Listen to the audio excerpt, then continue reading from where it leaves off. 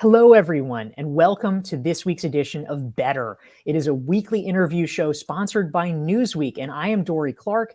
I am here with the amazing author, Liz Wiseman. Liz is a member of Thinkers 50, one of the top 50 business thinkers in the world. Her new book, which is just out, is called Impact Players. She is also the best-selling author of previous books, Rookie Smarts and Multipliers. Liz, it's so fantastic to have you here. Oh, Dorie, I love talking to you, so I'm excited to do this live.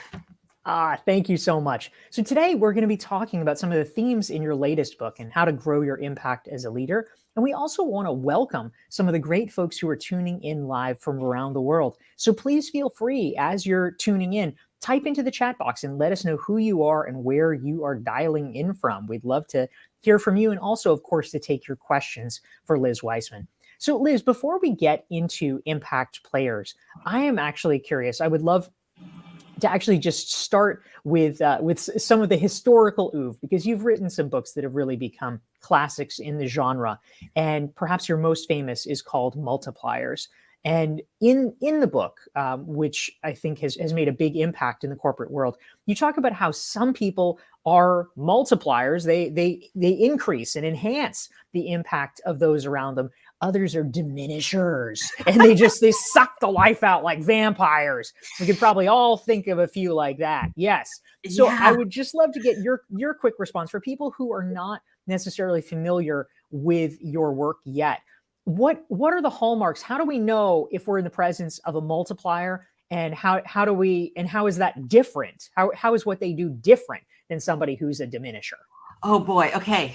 In 20 seconds. That's a challenge. So multipliers are leaders around whom we do our best work.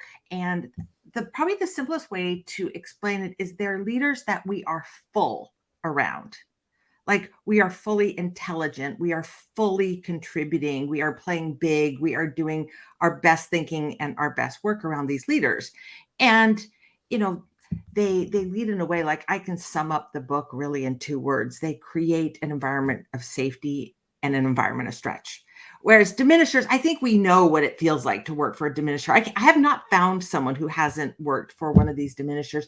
And they're people who are often very smart, but no one gets to be fully smart around them. We're kind of a fraction of ourselves. We tend to hold back. We play it safe.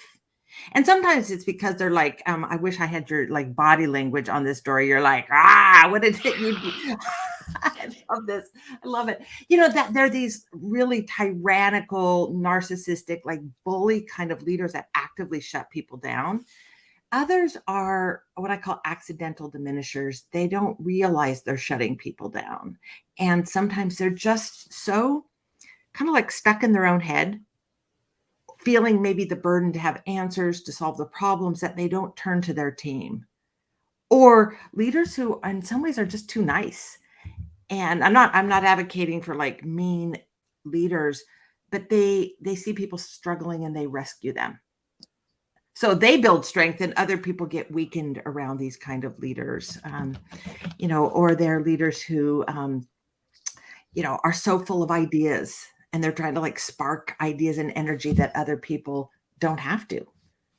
And so people end up kind of languishing around these leaders. Yeah, that's such a good point, Liz. And your book Multipliers really is helpful in sort of sussing that out and helping people understand how they can do better.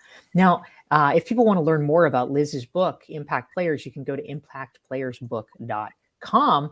And something that I'm also curious about, when we first met, Liz, I remember very vividly, we were in New York City, you were coming to town, and I interviewed you because you had a new book at the time, Rookie Smarts. And I think you raised some really interesting points. Obviously, in terms of the cultural conversation, what so often gets talked about or assumed is, oh, well, the person with the most experience, they have to be the best. They know how it's done. But in Rookie Smarts, you actually allege that no, not always. We need to learn to tap into a new way of thinking and acting like a rookie in some ways. Can you talk a little bit about that mindset and why that's helpful? Well, when the world is changing fast, experience can become a burden. when the world is moving fast, sometimes experience can help us because experience is about pattern recognition. Oh, I've seen this problem before. I know exactly what to do. Got it. But when the world is not just moving fast, but changing fast, pivoting, just doing what we've been doing can get us into a lot of trouble. And the book explores kind of the question, which is, is it possible that we're actually at our best when we are not completely naive, ignorant, unqualified, but when we're underqualified for work, when we're new to something, when we're an intelligent contributor, but we're in this space of learning? Because when we're new to something, it tends to prompt all of the kinds of behaviors that so many companies are trying to build in their workforce, like curiosity, humility, empathy, question asking, consulting experts, collaborating, moving quickly, seeking feedback, taking feedback. Like all of those kinds of agile behaviors are natural for us. We don't have to work at it. And so, you can either work hard to stay kind of in this rookie zone mentally, or you can do what I do, which is take the lazy way. Like, if I'm given two choices between the hard way and the lazy way, I always take the lazy way.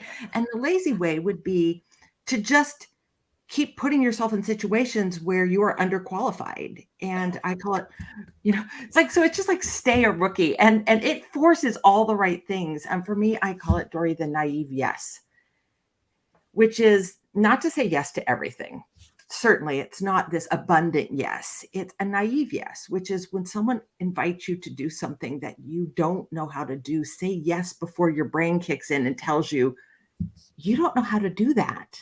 Like, it avoids imposter syndrome for certain. You're just like, sure, I'd love to do that. I'd love to write an article on a topic I know nothing about and have it turned in tomorrow. Like, I've done that before. I'm like, I can figure this out overnight. Yes, you can. I love that, Liz Wiseman. That's a great tip. Don't overthink it. Don't let ourselves overthink it. Instead, we need to be focusing on just moving forward and plunging ourselves into situations where we're forced to grow. I want to take a moment to say hello to some of the great folks who are tuning in and joining us. Thanks for being here. We have Eugenia here from Costa Rica. We have Joy from Calgary. Cheryl's here from Minneapolis, St. Paul. Anthony's tuning in. Stacy's here from Indianapolis, Tanya from Sacramento, Robin from Florida, Noemi is here, Cindy from Savannah. This is fantastic. Chaminda is joining us. Sonia's from Philadelphia. We have Francis from Cabo Rojo, Puerto Rico. Amazing. Amy in Denver, Mariana from Finland, and more. We are so glad you are here. And please feel free to type your questions into the chat box for Liz Wiseman. Liz is the author of the new book, Impact Players. If you want to learn more about the book and about her work, you can go to impactplayersbook.com. So, Liz, let's actually dive into the material about your new book, Impact Players. So I wanted to start with one of the metaphors that you actually talk about, one of the stories in Impact Players. When I got a copy of your book, and thank you for it, you sent along a gift, and your gift was actually some honey. And I know that this is crucial to a piece, to a kind of opening story in Impact Players. Maybe you can talk a little bit about why honey? What does this mean? And what does this have to do with being an impact player? Being an impact player. Being. Slid that in.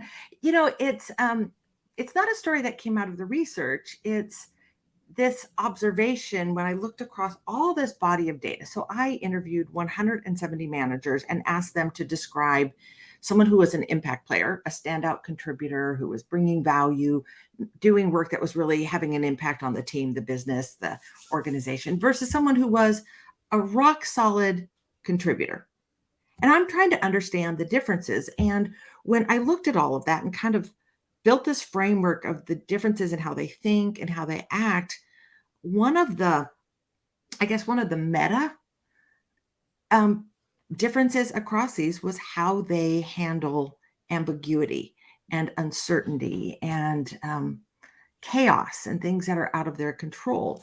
And as I was thinking about this, it became clear that, the contributor is operating through kind of a threat lens, which is something is dangerous, something seems foreign and unusual. I need to get away from it. I need to stay as far away from it as possible.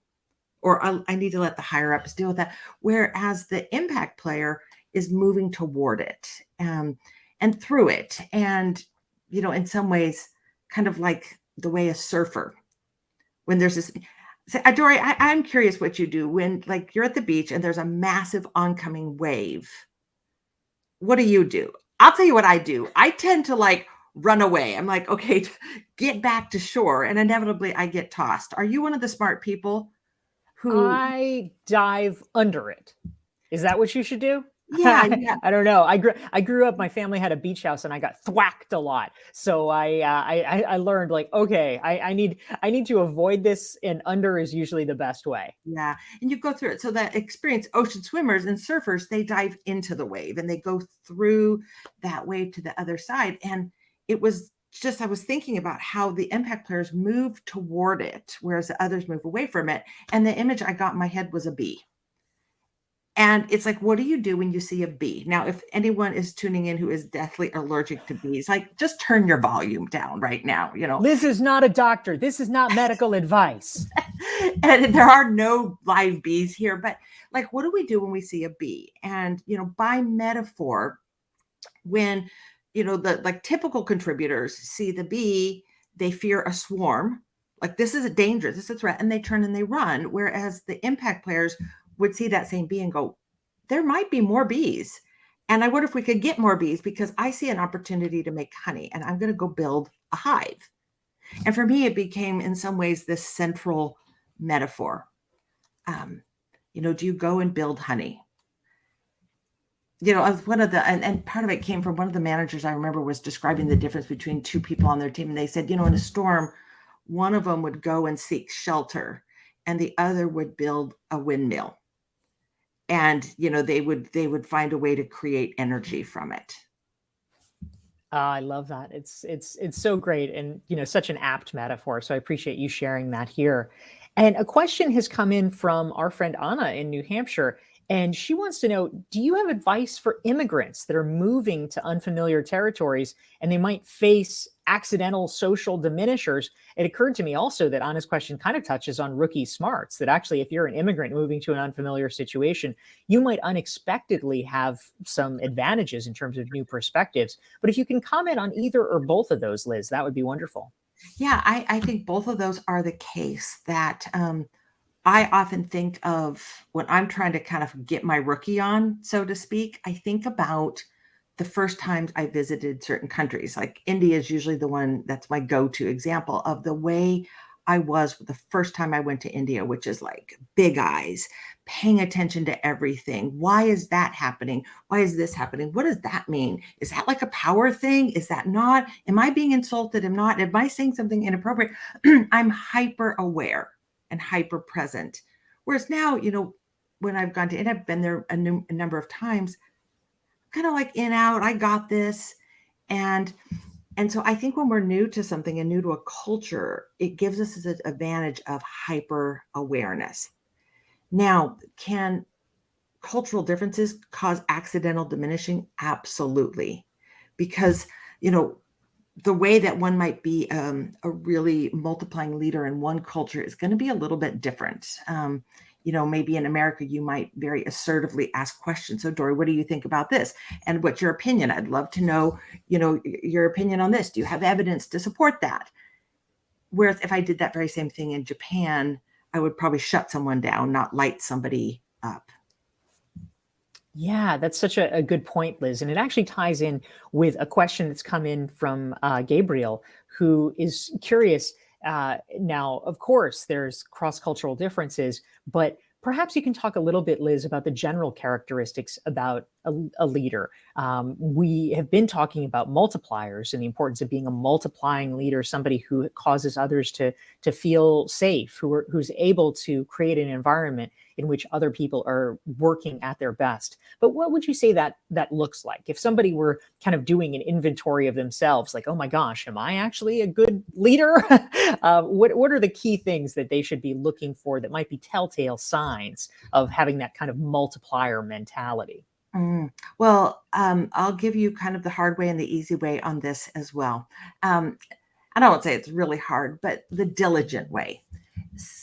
There's 5 things I found that multiplying leaders do differently than the diminishing leaders. The first is how they manage talent, and rather than sort of putting people in boxes on an organization, what they do is they look for what people are natively good at. So great leaders find people's native strengths and they put them to use. And I've been managing long enough that I figured out it's a lot easier and wiser to build jobs around people's strengths than it is to try to get people to be strong at things they're not.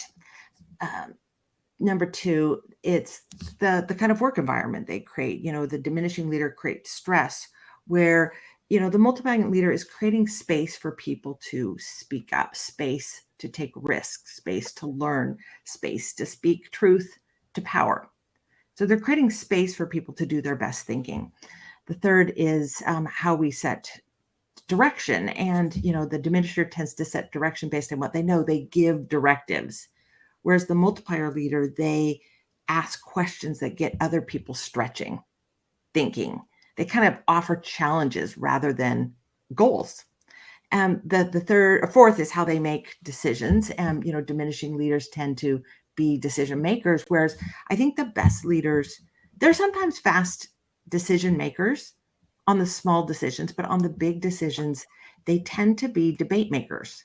Like their job is, hey, here's an issue that we need to make an important decision on. Let me frame this issue. Let me pose the question. Let me present our options.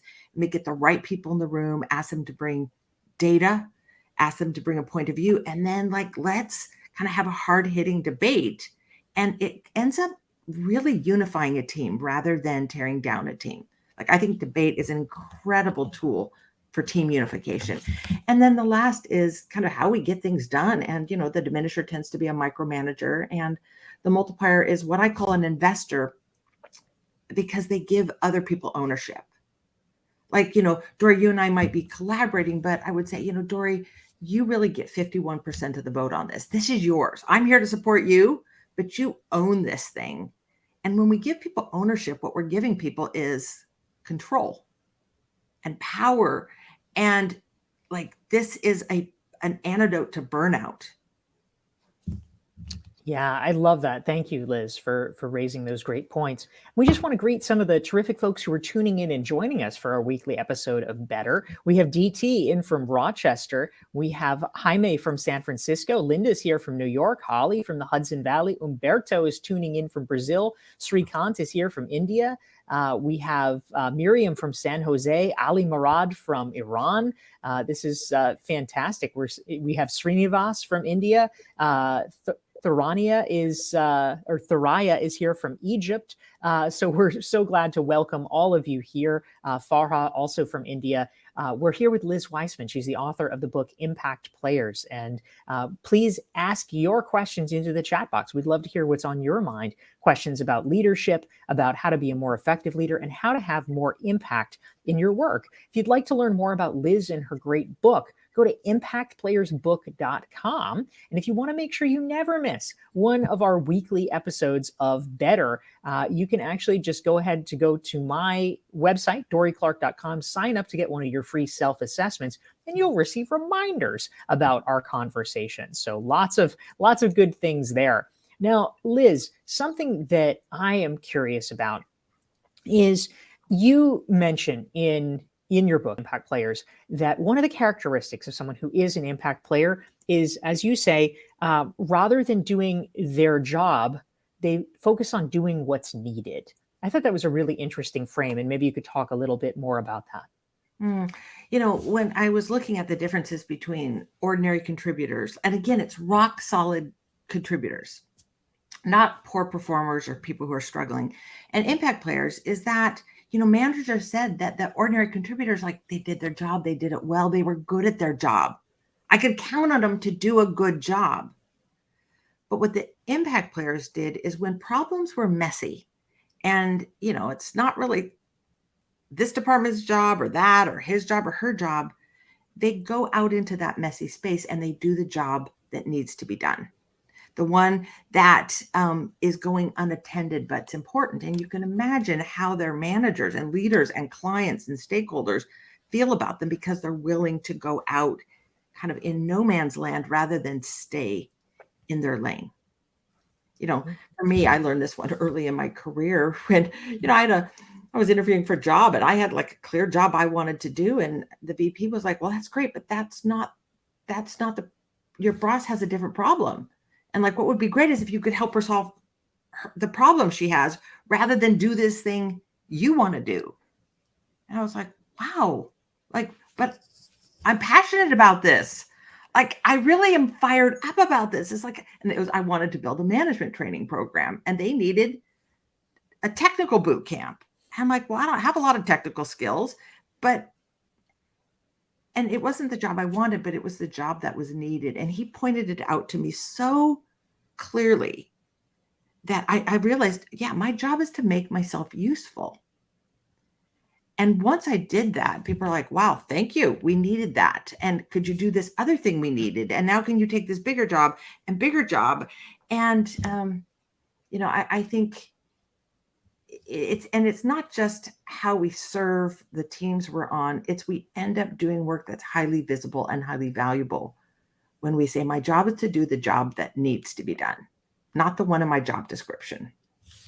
Yeah, I love that, Liz. And I think it's really important. It's sort of a reminder that it's not all about us and what we want to do, but ultimately it's about solving the needs of the people around us. Let me just ask a quick follow-up. So how did you think about it, or how did you navigate it with regard to that training program, the management training program that you were fired up about? Did you, sort of figure out a way to get to it later on? Or how do you actually sort of balance this perhaps perennial problem that people have about, okay, I understand intellectually, Liz, I should do the thing that's needed. It's going to be high visibility, but there's still this thing that I'm passionate about and I really want to do. How does passion fit into all this? Yeah. And, it's not like I stopped being passionate about it or I forgot about it.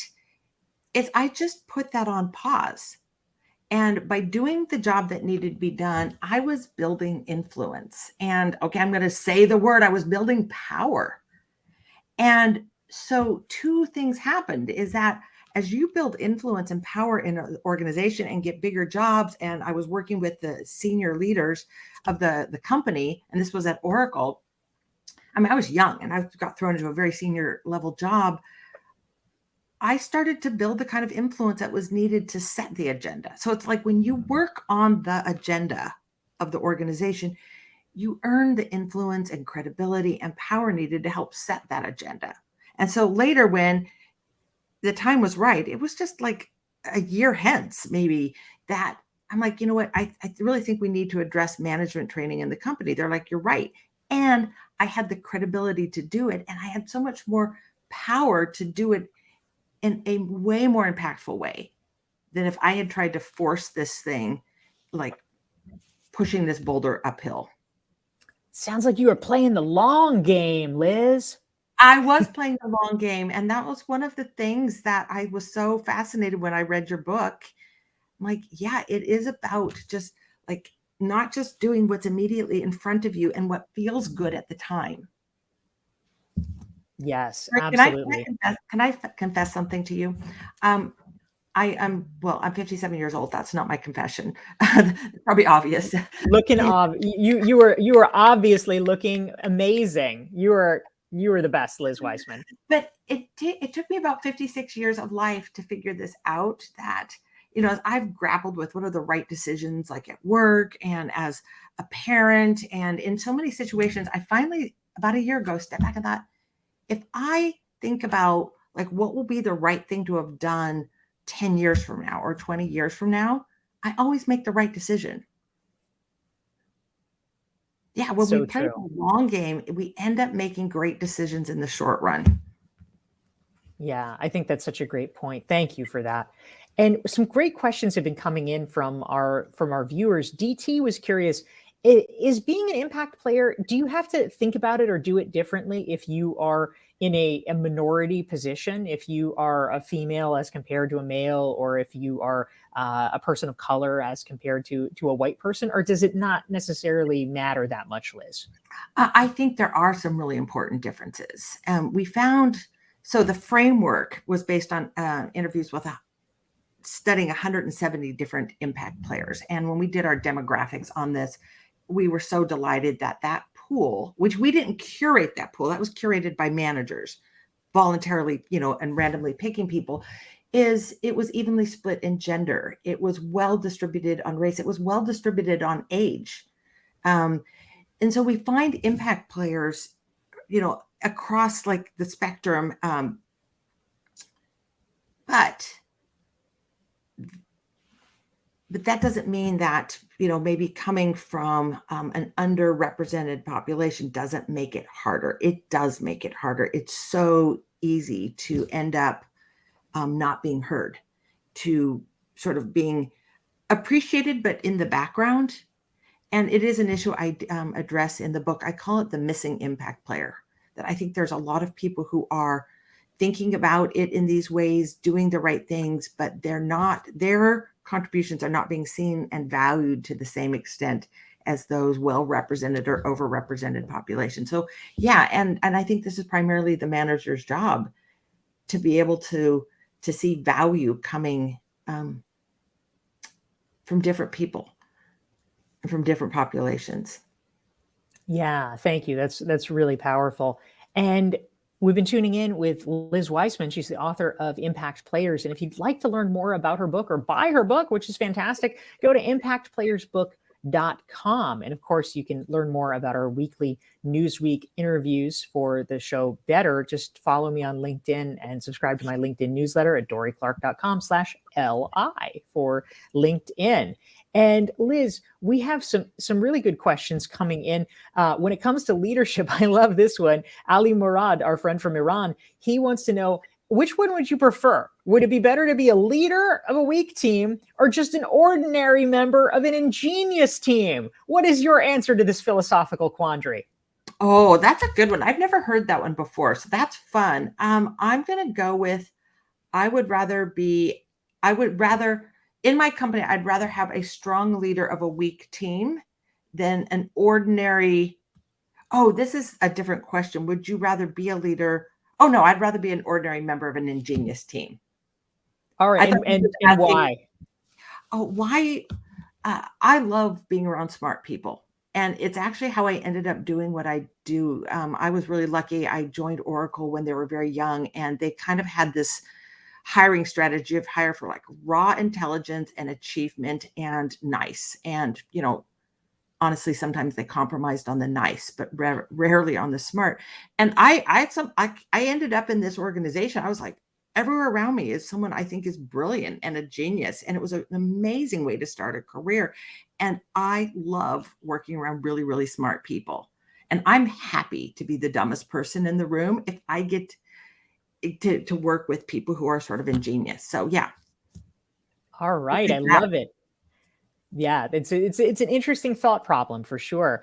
And we're beginning to wind down. We might have time for just one or two more questions, but Luis from Switzerland chimed in, and he wants to know a little bit more about your perspective, Liz, about how leaders help you navigate ambiguity. This is something that obviously we are all facing these days with the pandemic, with trying to figure out, long-term planning in a moment when things are still so chaotic. We have new variants all the time. We're trying to do long-term planning, but we get a lot thrown at us. Can you talk a little bit about the relationship between being a good leader and helping your team navigate ambiguity? And do you happen to have any personal examples? If you do, please feel free to share them. Well, I do. There's one that comes to mind, and this is Dr. C.K. Prahalad, who is a professor at Michigan. And this was a time where I sort of accidentally found myself in charge of the strategic planning process at Oracle. We're a $25 billion company. And, we're global, it's complex, and, we're finding it challenging to put together our strategy when the industry's in an inflection point. And CK came in to work with me and the president as we were doing this, and he taught me to really divide everything into sort of these two categories: things you know and things you don't know, and to document what you don't know, and to build the strategy of like, here are the things that we do know. So like, okay, we're not completely lost, but we don't know everything. And rather than pretend we, have answers to things we don't know, we're going to document that. And it's going to be part of our strategy process is we know this, but we don't know this. And I actually think it's something that leaders can do to help people navigate ambiguity. The tendency is to want to pretend we know things like, oh yeah, we're going to be back to work in the fall and don't worry, this is going to happen. And we make stuff up and we erode trust on our team and create fear. Or we say, I don't know anything. We stop sending out emails. We stop communicating. Like, I can't count on anything. So my answer is, I don't know. Neither of those are helpful. And I think the best leaders say, you know what, we're in a situation of ambiguity. There's a lot of things like we're navigating in the dark here. Now, there's some things that we know and things that we see. They're this. We can kind of count on that and we can move forward with that. But there's a number of things we don't know. And this is what we have to find answers to as we move forward together. That's so great. Liz, I'm going to ask you one more last thought question here. This is from Mariana in Finland. And Mariana is curious, and I think probably a lot of people are sharing this thought. We'd love to get your best, sort of low-hanging fruit tip, if there is such a thing, if you want to start raising awareness within your organization about how to improve leadership overall and creating more open discussions and feedback. If you want to, let's say you're someone who's not the highest up in the organization, but you really believe in creating a culture of better leadership. What is it that you can do to start, throwing the stone into the pond to create the ripple? Give us your best strategy, if you don't mind. Well, I have seen one work really well over the years. So I wrote this book about multiplying leaders and diminishing leaders. And, a lot of people want to go into their organization and call out the diminishers. We're going to rid the organization of diminishers. We're going to talk about all the diminishers. That doesn't go so well. But when we look at the ways that we end up diminishing with the best of intentions, the ways that we become accidental diminishers, this is a conversation I find not just most people want to talk about, kind of everyone wants to talk about it. So to look at, here's what I'm doing with the best intent that's shutting down ideas, energy, innovation, ownership, all the things that we want, and to get that conversation going. And again, this is one of those lazy ways it just works. Like, you can work hard to be this multiplier leader, or you can do what I do, which is just tell everyone who you work with what your accidental diminisher tendencies are. Like, oh, I'm a total optimist and I'm always looking at the upside, because then I go into my optimist mode and people don't have to go, should we tell her that that's annoying? Should we tell her that she's under, perceiving all of the struggle and challenge that we're dealing with? They just go, Liz, you're in idea fountain mode again, or you're in optimist mode. And I can correct like this. That sounds like a fantastic strategy. And thank you for sharing your insights with us. We have been here with Liz Wiseman. She's the author of the new book, Impact Players. Tune in to impactplayersbook.com to learn more about it. And thank you to everyone for tuning in this week. Liz and everyone, we will see you later, and have a great rest of your week. Thanks, everyone, for joining. And Dorie, thank you for the conversation.